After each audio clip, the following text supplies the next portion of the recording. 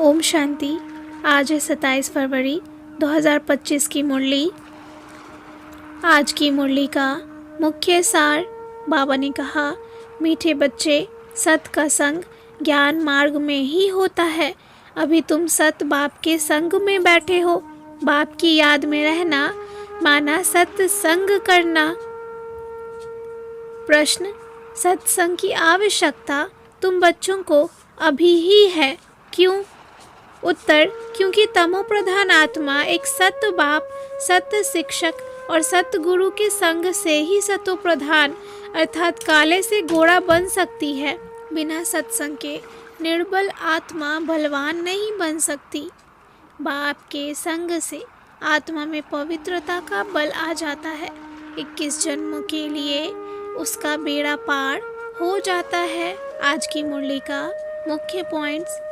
बाबा ने कहा, अभी तुम आत्माएं सत्य के संग में बैठी हो। सत्य संग होता ही ज्ञान मार्ग में है।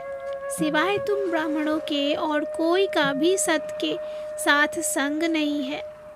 वह तो हैं देह अभिमानी। तुम देह अभिमान में नहीं आ सकते। सत्य के संग में रहकर अर्थात सत्य बाप को याद करने से तुम आत्माएं पवित्र बन जाती हो। याद को भी संग कहेंगे। ऐसे भी नहीं कि एक जगह बैठने से ही सत का संग होगा, नहीं। उठते बैठते चलते फिरते भी संग में ही हो।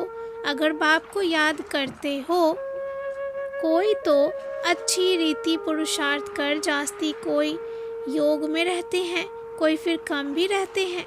जितना समय आत्मा बाप का संग करेगी उतना ही फायदा है, क्योंकि बाप के संग से आत्मा बलवान बन जाती है। बाप तुम्हें और कोई तकलीफ नहीं देते, सिर्फ कहते हैं याद में रहो।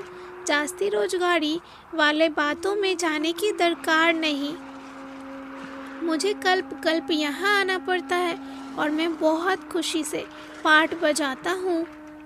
तुम बच्चों को भी खुशी रहनी चाहिए, परंतु याद में कम रहते हैं, इसलिए खुशी नहीं रहती। जो बच्चे अंदर बाहर सच्चे रहते हैं, बाप के मददगार बनते हैं और सदा सर्विस पर तत्पर रहते हैं, वही बाप को प्रिय लगते हैं।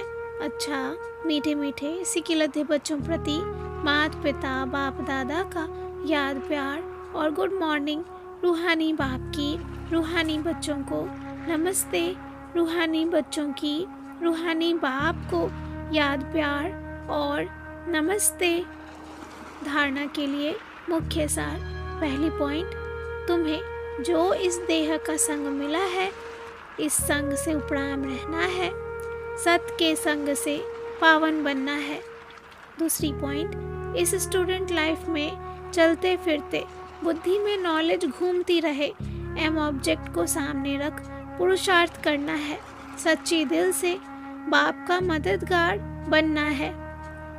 वरदान, अव्यभिचारी और निर्विघ्न स्थिति द्वारा फर्स्ट जन्म की प्रारब्ध प्राप्त करने वाले समीप और समान भव।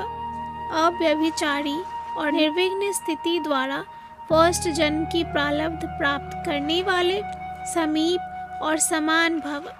जो बच्चे यहाँ बाप के गुण और संस्कारों के समीप हैं, सर्व संबंधों से बाप के साथ का व समानता का अनुभव करते हैं, वही वहाँ रॉयल कुल में फर्स्ट जन्म के संबंध में समीप आते हैं। दूसरा, फर्स्ट में वही आएंगे जो आदि से अब तक अव्यभिचारी और निर्विघ्न रहे हैं। निर्विघ्न का अर्थ यह नहीं कि विघ्न आए ही नहीं, लेकिन विघ्न विनाशक व विघ्नों के ऊपर सदा विजय रहे। यह दोनों बातें यदि आदि से अंत तक ठीक है तो फर्स्ट जन्म में साथी बनेंगे। स्लोगन, साइलेंस की पावर से नेगेटिव को पॉजिटिव में परिवर्तन करो। साइलेंस की पावर से नेगेटिव को पॉजिटिव में परिवर्तन करो।